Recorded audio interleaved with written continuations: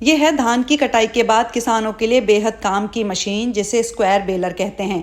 धान की कटाई के बाद जो भी फसल या उसके अवशेष खेत में रह जाते हैं, किसान उसका उपयोग नहीं करते और जला देते हैं। पराली या दूसरे अवशेषों को जलाने से वायु प्रदूषण भी होता है, लेकिन अब चाहें तो किसान पराली जलाने की समस्या का जड़ से इलाज कर सकते हैं और पैसा भी कमा सकते हैं। ये स्क्वायर बेलर धान के अवशेषों की खेत में ही बंडल बना देता है।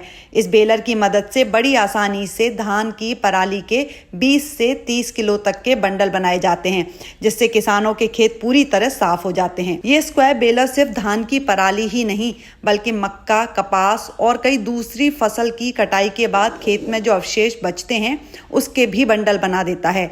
स्क्वायर बेलर में 3 तरह की मशीन लगी होती हैं, जिसमें पहला है श्रेडर, जो खेत में पड़े धान के पुआल या दूसरे अवशेषों को छोटे छोटे टुकड़ों में काट देता है।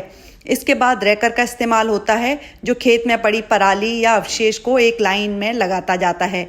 तीसरा काम आता है बेलर का, जो दबा दबाकर इस पुआल, पराली या अवशेष को फ्लैट करके बंडल बनाकर बाहर निकालता जाता है। जो किसान कंबाइंड हार्वेस्टर से धान की कटाई कराते हैं या हाथ से धान कटवाते हैं, उनके लिए स्क्वायर बेलर बेहद उपयोगी मशीन है। खेत में पड़ी पराली को स्क्वायर बेलर की मदद से बंडल बनाकर बेचा जा सकता है। पुआल के इन बंडलों को किसान सीधे पेपर बनाने वाली मशीन, स्ट्रॉ बनाने वाली मशीन या मल्चिंग शीट बनाने वाली फैक्ट्री को बेचकर पैसे कमा सकते हैं और साथ ही पर्यावरण को प्रदूषित होने से भी रोक सकते हैं। स्क्वायर बेलर की टेक्निकल स्पेसिफिकेशंस की बात करें तो इसमें कई कंपनी के अलग अलग मॉडल हैं और उनकी कैपेसिटी भी अलग अलग है।